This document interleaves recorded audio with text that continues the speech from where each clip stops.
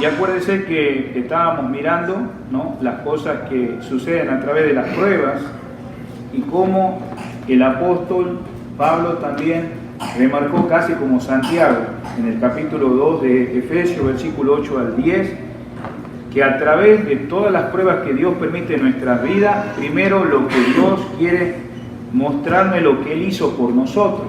Ahí lo miramos en el versículo 10 de Efesios capítulo 2.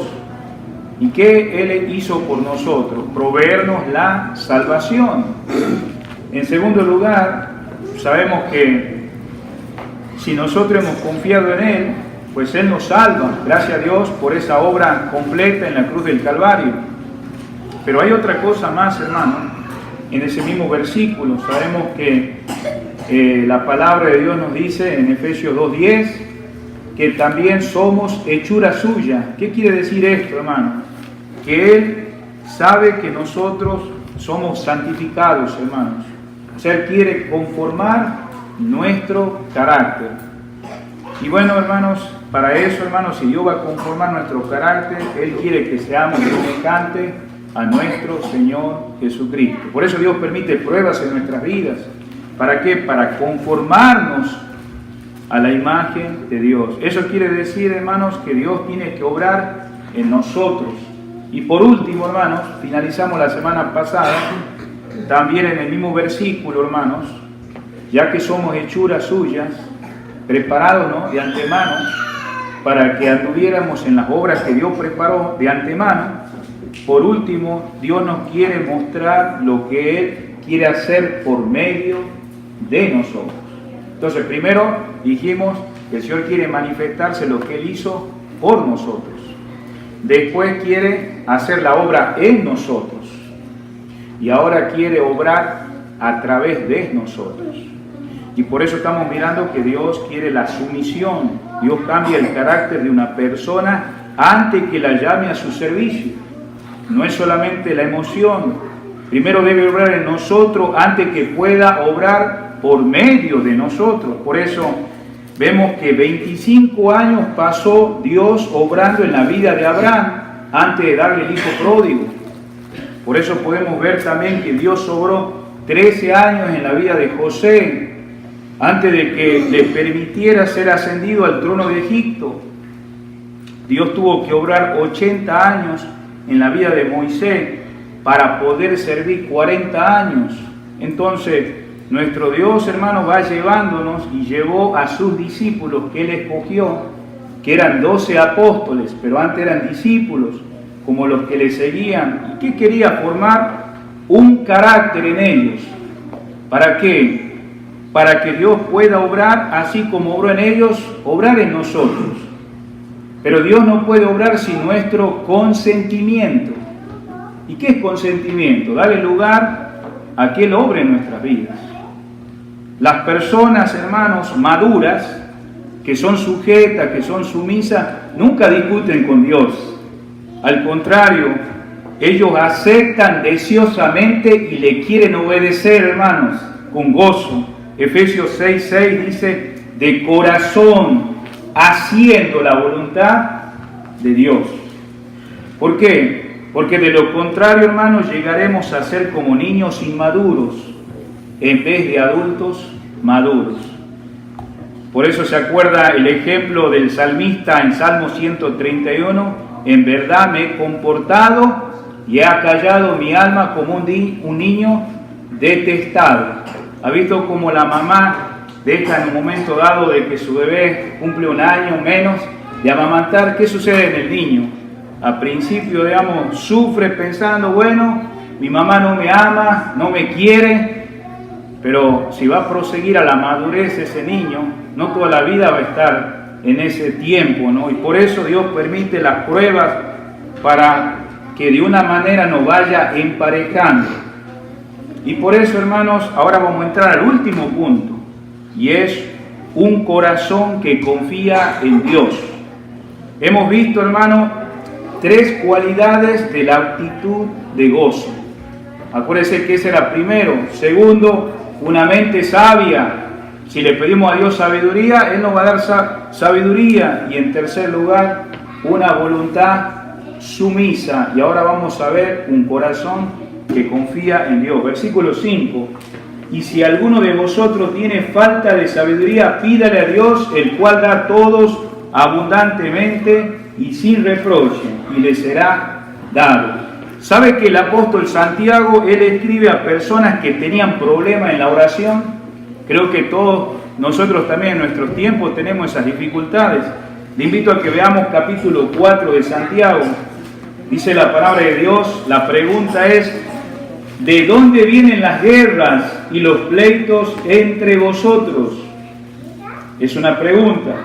¿No es de vuestras pasiones las cuales combaten en vuestros miembros? Acuérdense que el apóstol le está escribiendo a creyentes, a hermanos en la fe como nosotros. Pero sin embargo, hermanos, estos hermanos tenían problemas en la oración. Versículo 2. Codiciáis y no tenéis, matáis y ardéis de envidia y no podéis alcanzar, combatís y lucháis, pero no tenéis lo que deseáis porque no pedís. Pedís y no recibís porque pedís mal para gastar en vuestros deleites. Si vas conmigo al capítulo 5, por favor, ahí enseguida de Santiago, el versículo 13, dice: ¿está alguno entre vosotros afligido? Y aquí está la respuesta que dice: haga oración. La pregunta es: ¿está alguno alegre? Cantemos alabanza al Señor. ¿Está alguno enfermo entre vosotros? Llame a los ancianos de la iglesia, oren por él, ungiéndolo con aceite en el nombre del Señor. Versículo 15, la oración de fe salvará al enfermo y el Señor lo levantará. Y si hubiere cometido pecado, le serán perdonados. Confesad vuestras ofensas unos a otros y orad unos por otros para que seáis sanados. La oración eficaz del justo puede mucho. Hermanos, cuando estamos pasando por pruebas, acuérdense que Dios las permite, son ordenadas por Dios. Y la pregunta sería, hermanos, ¿cómo debemos orar? Acuérdense que los hermanos tenían dificultad acerca de la oración. ¿Cómo debemos orar? Santiago contesta: pidamos sabiduría. ¿A quién? A Dios. Hermano, Santiago dice mucho acerca de ¿qué? De sabiduría. Usted va a ver a través de la Escritura, mire el capítulo 1, volvamos, versículo 5. ¿Tiene falta de sabiduría? Pídala a Dios. Mire capítulo 3, versículo 13. ¿Quién es sabio y entendido entre vosotros? Está hablando la pregunta en un término pasado. ¿Quién es sabio? Bueno, ahora sí, muestre por la buena conducta sus obras en sabia mansedumbre. Pero si tenéis celos amargos y contención en vuestros corazones, no os jactéis ni mintáis contra la verdad. Y ahora vamos a ver otro tipo de sabiduría, que no es la sabiduría de Dios. Dice: porque esta sabiduría no es la que desciende de lo alto, sino terrenal, animal y diabólica. Porque donde hay celo y contenciones, allí hay perturbación y toda obra perversa. ¿Pero qué es la sabiduría de Dios? Pero la sabiduría que es de lo alto es primeramente pura, después pacífica, amable, benigna, llena de misericordia y de buenos frutos, sin incertidumbre ni hipocresía. Y el fruto de justicia se siembra en paz para aquellos que hacen la paz. Entonces, hermanos, los judíos, o sea, del tiempo del Señor y del tiempo del apóstol Santiago, amaban mucho la sabiduría. Querían tener sabiduría ellos. Pero ¿cómo se muestra en el libro de Proverbios, hermanos? ¿Quién escribió el libro de Proverbios? El hombre más sabio de la faz de la tierra, Salomón. Alguien ha dicho que el conocimiento, hermano, es la habilidad de desarmar las cosas. Justamente, bueno, esto es un ejemplo, pero sabemos que hay muchas cosas que podemos construir hoy en día. Hay cosas que podemos edificar, edificios, rascacielos, podemos hacer un auto, tanta tecnología que hay. Y alguien dijo, hermanos, que el conocimiento es la habilidad, ¿no?, de desarmar cosas, pero la sabiduría es diferente. ¿Qué es la sabiduría? La sabiduría es la habilidad de volverlas a armar. Es interesante eso. Entonces, la sabiduría es el uso correcto del conocimiento. Conocemos a personas, hermanos, brillantes, que son muy inteligentes, aún en el campo de la educación, en el campo de saber todo, pero no saben hacer las decisiones más sencillas. En sabemos, lugares a veces las personas tratan de construir cosas, pero no pueden arreglar sus situaciones matrimoniales, familiares. Y hermanos, qué delicado, hermano. ¿Por qué necesitamos sabiduría cuando pasamos pruebas? Volvamos al versículo 5, hermanos. Dice la palabra de Dios, hermanos, que si le pedimos a Dios, el cual da a todos, sabemos que hay una cosa que acá podemos ver. ¿A quién podemos pedirle sabiduría? ¿Por qué necesitamos sabiduría cuando pasamos pruebas? ¿Por qué no pedir fortaleza? ¿No? ¿Por qué no pedir la gracia para ser librados de esa prueba? ¿Por qué pedirle sabiduría? ¿Cuántos de nosotros quisiéramos pasar como estos hermanos estaban pasando pruebas? Acuérdense que la carta va dirigida a hermanos que habían sido dispersados en la dispersión, estaban pasando hambre, estaban pasando nada menos persecuciones, eran judíos convertidos a Cristo que estaban en diferentes lugares. Pero las mismas pruebas que ellos pasaban, 2000 años después nosotros también estamos pasando pruebas similares. ¿Y qué nos quiere mostrar, hermano, acá el apóstol Santiago? ¿Por qué necesitamos sabiduría cuando pasamos por pruebas? ¿Por qué no pedirle a Dios, Señor, dame la fuerza? ¿Por qué, Señor, no ser librado de la prueba y no tener pruebas? Hermano, ¿sabes por qué es la razón que necesitamos, hermano, sabiduría? Para no desperdiciar, hermano, las oportunidades que Dios nos da para madurar. ¿Cuántos de ustedes quieren madurar acá? Yo no quisiera, digamos, ver a mi hijo toda la vida de 8 años, de 6 años. Quisiera que pasara por un proceso de crecimiento, sé que no es fácil, y pasar por la etapa de la juventud, de la adultez. Pero sin embargo, hermano, necesitamos aprovechar las oportunidades que Dios nos da para madurar. La sabiduría nos ayuda, hermano, a aprovechar esas circunstancias para nuestro bien y para la gloria de Dios. Usted sabe, hermanos, que Santiago 1.5, si vamos a volver ahí de vuelta, dice la palabra, hermano, al final, el cual da a todos abundantemente y sin reproche, y le será dado. ¿Quién es el que da esta sabiduría, hermanos? Santiago no solo indica, hermano, lo que debemos pedir, porque ¿qué pide, hermano? ¿Qué está poniendo como rogarle al Señor? Sabiduría, sino también nos dice cómo hacerlo. ¿Y cómo lo debemos hacer, hermanos? Bueno, por favor, si vamos al versículo siguiente, pero pida, ¿qué dice? Con fe. Y esta fe no es la fe de salvación, ¿no? Porque podríamos decir, bueno, tengo que volver a ser salvo. No, porque la fe viene por el oír. Ya lo oí una vez. Pero debo seguir oyendo la palabra de fe que me ayuda a crecer hasta que un día tú y yo, los que somos hijos de Dios, lo miremos cara a cara a Él. Como ese himno que dice, cara a cara espero verle, más allá del cielo azul. Qué bueno sería solamente escuchar esa palabra de fe una sola vez, pero lo debo oír cada día. Y sabemos, hermanos, que en el tiempo del Señor había otras palabras que no necesariamente eran de fe, eran de causar de que no confiaran en el Mesías, que no confiaran en que Él era el Cristo, y ponerle, hermano, desconfianza en todas estas personas. Pero sabes que, sin embargo, hermanos, vemos acá que debemos pedir con fe. No debemos, hermano, desconfiar de Él, hermano. Dios está presto para contestar y nunca, hermano, te va a reprochar. Esa palabra reprochar significa, ¿otra vez me estás pidiendo?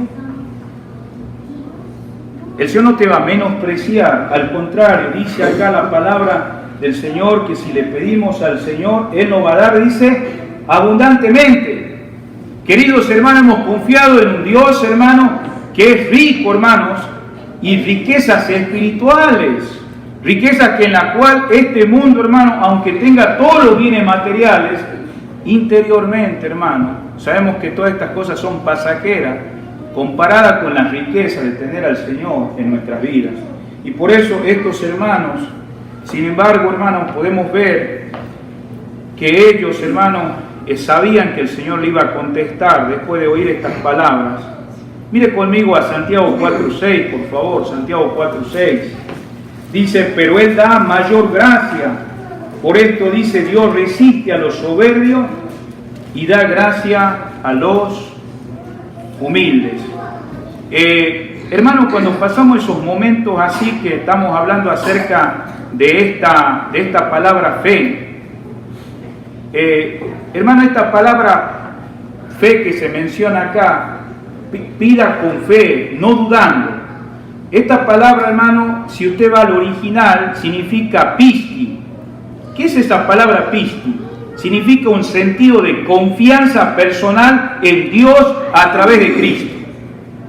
Eso quiere decir, hermano, no se está refiriendo a una doctrina como el apóstol Judas, hermano, lo dice en el versículo 3. Si usted nota acá, vamos a ir al penúltimo libro de la Biblia, antes de Apocalipsis, versículo 3, amado, por la gran solicitud que tenía de escribir acerca de nuestra común salvación, me ha sido necesario escribir exhortando que contendáis ardientemente por la fe que ha sido una vez dada, que dice, a los santos. ¿Qué está queriendo decir acá, hermano? Que si vamos a cambiar las pruebas en triunfo, hermano, debemos perfeccionar, hermano, estas cualidades esenciales. ¿Y cuáles son esas cualidades esenciales, hermano? Cuando estamos pidiendo con fe, una actitud de gozo, hermanos, una mente sabia, una voluntad sumisa, un corazón que, como estamos mirando por último, que confía en el Señor, hermanos.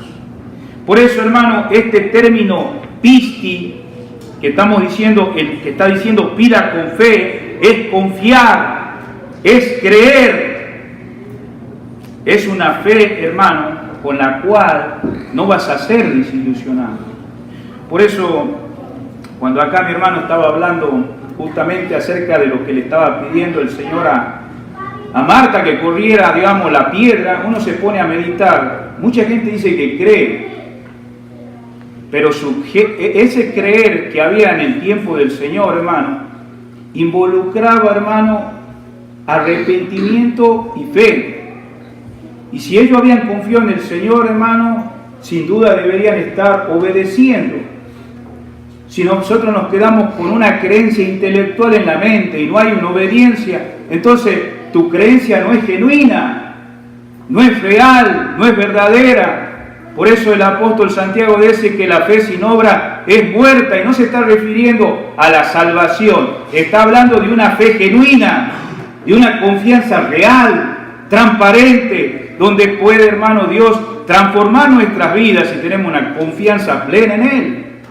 Por eso, hermano, esta palabra fe es confiar, es creer. Esto implica dos aspectos, hermano. Primero, tu relación con Dios, tu comunión con Dios. Ponemos nuestra confianza en la fidelidad de las promesas del Señor, hermanos, y en la obra que Jesús ha terminado. Y en segundo lugar, hermano, creemos en el mensaje acerca de Dios. Creemos en el mensaje acerca de lo que Dios sabe quién es el hombre, qué es el pecado, qué es la salvación. Eso es el Evangelio, hermanos. O sea, el Evangelio es novedad de vida.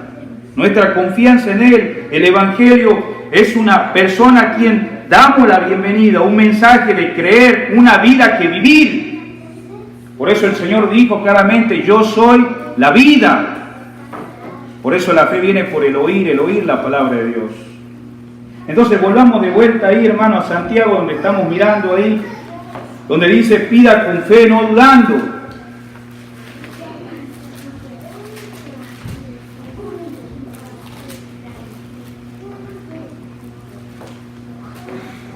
Él quiere darnos más y más sabiduría.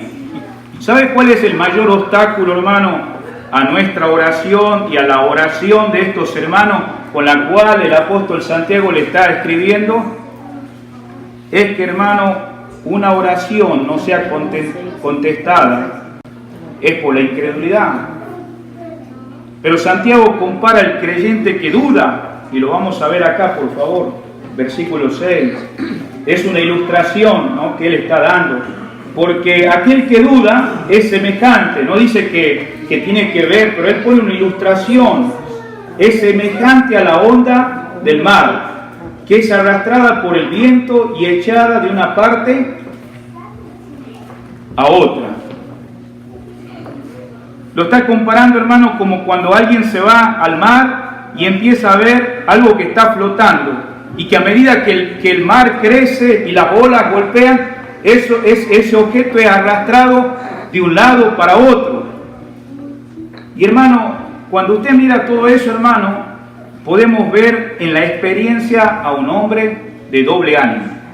Si usted nota algo acá, dice la Escritura, hermanos, en el versículo 6, es arrastrada por el viento y echada de una parte a otra. En el versículo 8 dice, el hombre de doble ánimo. La fe, hermano, ¿qué dice? Sí.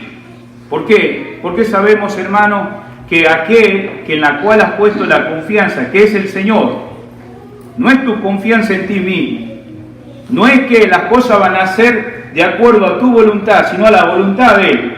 Él jamás te va a desilusionar, jamás te va a defraudar. La fe dice que sí, pero la incredulidad, ¿sabe lo que dice? No. Y por eso no hay obediencia, no hay sumisión, no hay confianza. Y fue la duda que causó que Pedro se hundiera en las olas cuando iba hacia Jesús. ¿Te acordás?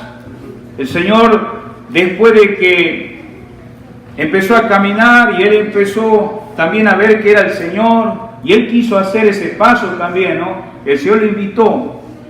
Pero cuando el viento y las olas empezaron a distraer, ¿qué pasó? Dejó de andar por fe. ¿Y quién es el objeto de la fe? Es Cristo, es el Señor. ¿Y qué pasó? Empezó a hundirse. Inmediatamente su inconstancia, hermano, lo llevó casi a ahogarse. Y más cuando alguien no sabe nadar, pero sabemos que Pedro sí sabía. Pero muchos creyentes son también en situaciones como esto, lo que le pasó a Pedro, una experiencia tal que señala que una inmadurez, una falta de confianza. Acuérdate, ¿qué le dijo el Señor? Hombre de poca fe. No le dijo hombre sin fe. Nota, hombre de poca fe. Hermanos, a veces nuestra confianza en el Señor se debilita. El Señor no te menosprecia ni te denigra, pero sí tenemos que pensar, a oír la voz de Dios. Si somos de poca fe, debemos empezar a aumentar la confianza en Él. ¿Por qué? Porque Él, hermano, no te va a fallar. Por eso, hermano, el apóstol Pablo usa una idea semejante acá a la que el apóstol Santiago dice. Vamos a hacer una comparación. Efesios 4:14, por favor. Efesios capítulo 4, versículo 14.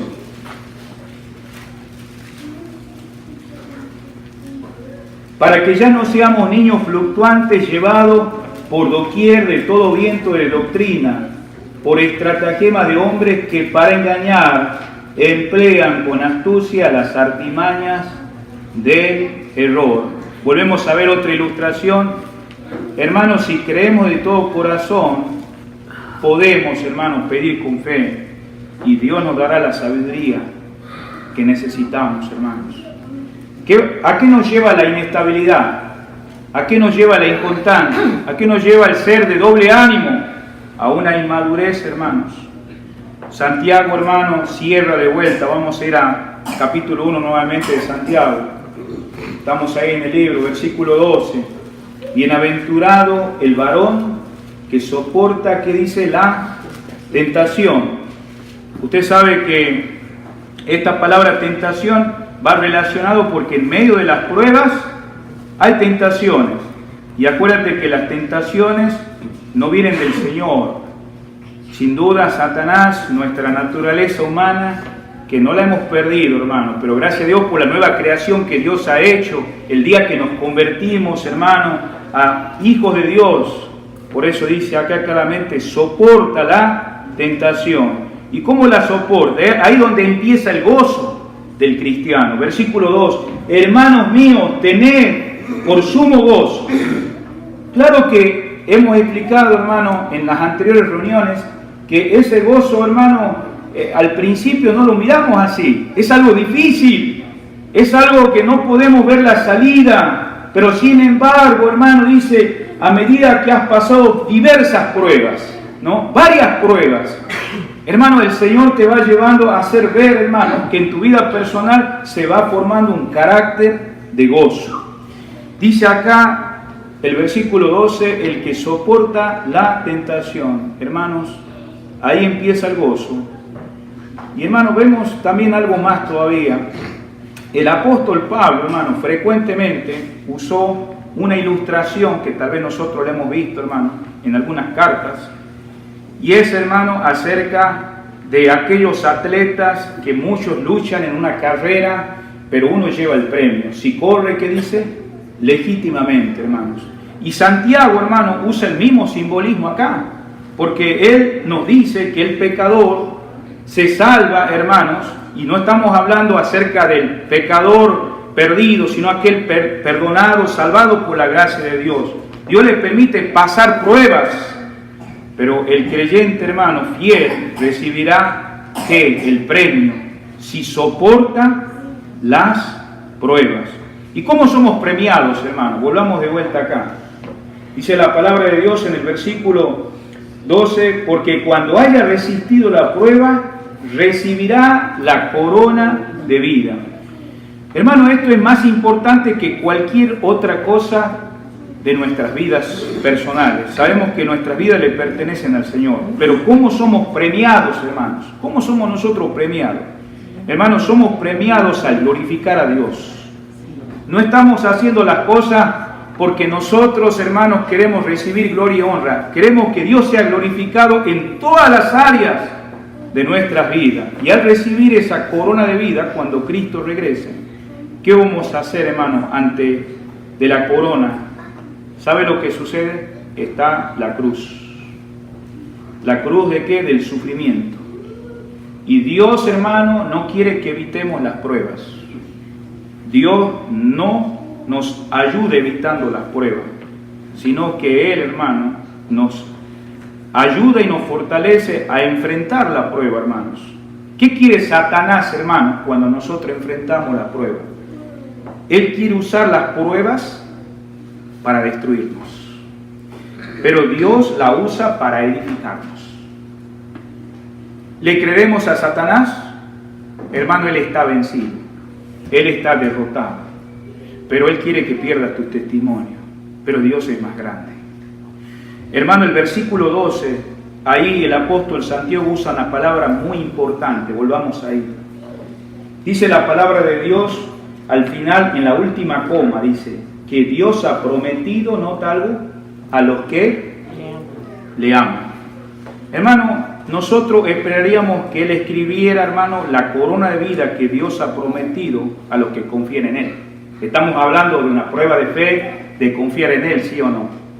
Diríamos, bueno, aquellos que tienen una gran fe en el Señor, a ellos se le va a entregar ese premio. Pero no dice así, hermanos. Acá dice a los que, en este caso, hermanos, le obedecen. ¿Por qué, hermano usó esta palabra ama? ¿Se ha puesto a pensar? Nota que no tampoco dice, bueno, a los que obedecen les ha prometido la corona de vida. Hermano, ¿por qué? ¿Por qué, hermano, dice a los que le aman? Porque el amor, hermano, es el móvil espiritual que nos conduce, hermano, a la madurez espiritual, a perfeccionarnos con las cualidades esenciales que hemos mencionado al principio de este estudio, hermanos. ¿Y cuál es ese principio, hermanos? Pues, hermanos, tener el gozo del Señor, característica que Dios quiere. Que empecemos, hermanos, no solamente a experimentar ese gozo del Señor en todas las pruebas, pero también, hermanos, tener la sabiduría de Dios. Y esa sabiduría, hermanos, no viene de este mundo, viene de Él, y que Él está listo para darnos sin reproche. Pero también, hermanos, hay una voluntad que sumisa en cada uno de sus hijos. Y es donde, hermanos, vivimos una vida en confianza en el Señor. Por eso dice acá claramente, hermanos, en este versículo, a los que le aman. Es el móvil espiritual que nos conduce, hermano, a la madurez. ¿Por qué tenemos, hermano, una actitud de gozo cuando pasamos por las pruebas? Usted sabe que el mundo también pasa dificultades. Pasa situaciones con las cuales, hermano, nosotros la experimentamos. A veces la pérdida de un ser querido, a veces situaciones financieras, a veces nuestros hijos no son lo que quisiéramos que sean, a veces nuestros matrimonios pasan pruebas, pero el mundo también pasa situaciones similares. Pero ellos no tienen una actitud de gozo cuando pasan esas situaciones. Pero ¿por qué, hermanos, nosotros, los cristianos, los hijos de Dios, tenemos una actitud de gozo cuando pasamos las pruebas? ¿Sabes por qué, hermano? El versículo dice, porque los que aman a Dios. Porque amamos a Dios y Él nos ama a nosotros y nunca nos ha de dañar, hermanos. La pregunta es, ¿por qué tenemos una mente sabia? No nacimos sabios, hermanos. Pero, hermanos, porque Él nos ama y nos ha dado su verdad. Y por eso le amamos. Hemos dicho que la verdad no es solamente las letras escritas, impresas en este libro. Es una persona. Es Cristo Jesús, hermanos. ¿Por qué tenemos, hermano, una voluntad sumisa en medio de circunstancias difíciles? Porque le amamos, hermanos. Porque donde hay amor hay sumisión. Y donde hay sumisión hay obediencia. Porque tenemos un corazón que confía en Dios, hermanos. ¿Por qué tenemos un corazón que confiamos en Dios? Porque el amor y la fe van juntos, hermanos. Acuérdense que el apóstol Pablo decía en el capítulo 13 de 1 Corintios, y termina finalizando, ahí dice, la fe y la esperanza. Pero el mayor de ellos, que dice, es el amor, hermanos. Porque el amor y la fe van juntos, y cuando amamos a alguien, confiamos en esa persona. Y no vacilamos en esos momentos de decir, bueno, no le voy a pedir ayuda, le voy a pedir ayuda, porque confío. El amor, hermano, es una fuerza espiritual que es del Señor, que produce en nosotros la madurez espiritual que todos nosotros y su servidor lo necesitan. Pero hay factores que pueden detener, hermanos. Y hermanos, pero el amor nos mantiene fiel al Señor. Por eso termina diciendo ahí que Dios ha prometido a los que le aman, hermanos. La persona inconstante no mira eso. Por eso el versículo 8 dice, el hombre de doble ánimo es inconstante en todos sus caminos. Es como un cónyuge infiel, un matrimonio que ha ido por el camino del adulterio. Quiere amar al mundo y a Dios. No se puede. Santiago exhorta, mira, hermanos, volvamos a ir al versículo, por favor. Dice la palabra del Señor, no piense, versículo 7, quien tal haga recibirá cosa alguna del Señor. ¿Por qué, hermanos? Porque debemos, hermanos, purificar nuestros corazones, hermanos, en el Señor. Por eso el Señor dice, hermano, en Santiago 4:8, por favor, ahí, un poquito más adelante, acercaos a Dios y Él se acercará a vosotros. ¿Quién toma la iniciativa, hermanos? Ya el Señor la tomó en salvación. Pero, queridos hermanos, si hemos apartado del Señor, el Señor nos llama, hermano, a acercarnos a Él. Y Él se acercará a vosotros, no para una salvación, sino para, hermanos, volver a restaurar. Dice, pecadores, limpiad la mano. Y vosotros los de doble ánimo, que se habló hace rato, el hombre de doble ánimo no es constante, que dice, en sus caminos. Dice acá, y vosotros los de doble ánimo, que dice, purificad vuestros corazones. Y esta palabra purificar en el original acá significa hacer casto. ¿Escuchó la palabra ser casto? La cantidad, donde algunos usan, donde dicen, bueno, no me voy a casar y voy a estar hasta el final. Pablo habla acerca de aquellos que van a estar toda la vida solteros, pero van a dedicarse al Señor, o sea, hombres y mujeres, doncellas. Entonces, la palabra purificar, no estoy hablando de que usted ya no se case, no estoy expresando eso, no vaya a malinterpretar, sino estamos hablando de a qué se está refiriendo. A ser, hermano, casto, este es el requisito para, hermano, en este caso, ser fiel al Señor. Pero si eso, hermano, no es una realidad en nuestras vidas, vamos a ser un amante infiel. ¿Sí? Volvamos, hermano, al tema. ¿Se acuerda de ese versículo que el salmista sentía, dice, como detestado? Como un bebé que pasa un tiempo y crece y se le deja de amamantar. El niño que ama a su madre y que está seguro que ella lo ama, podrá superar este periodo de separación y va a empezar ¿a qué? A crecer. Hay cosas, hermano, que el cristiano que ama a Dios y sabe que Dios lo ama, no fracasará cuando Dios permita pruebas en su vida. Hermano, no son fáciles las pruebas, pero Dios es grande. Dios permite pruebas en nuestras vidas. Él está seguro en el amor, hermano, de Dios. No es inconstante, intentando amar a Dios y al mundo, como miramos. Lot enfrentó eso en el momento que se separó de su tío Abraham. ¿Y qué sucedió, hermano? Esa inconstancia, hermano, le alcanzó a Lot en una ocasión, a él y a su familia. Pero Abraham, hermano, fue recompensado. Fue el amigo de ¿quién? De Dios. ¿Por qué? Porque amaba a Dios y confiaba en Él. Y cuando llegaron las pruebas, hermanos, Abraham triunfó y maduró en la fe. ¿Quiénes son los héroes de la fe en el capítulo 11? Uno de ellos es Abraham. El propósito entonces de Dios para finalizar en la prueba de madurez, hermano, volvamos a Santiago 1:4, mas tenga la paciencia que dice su obra completa, para que seáis perfecto y cabal, sin que os falte cosa alguna. Note el final, sin que os falte, ¿qué dice? Cosa alguna. Una traducción más exacta, hermano, dice, y la constancia tenga su perfecto resultado, para que seáis perfectos y nada te haga falta, seas un hombre y una mujer completo, sin que os falte.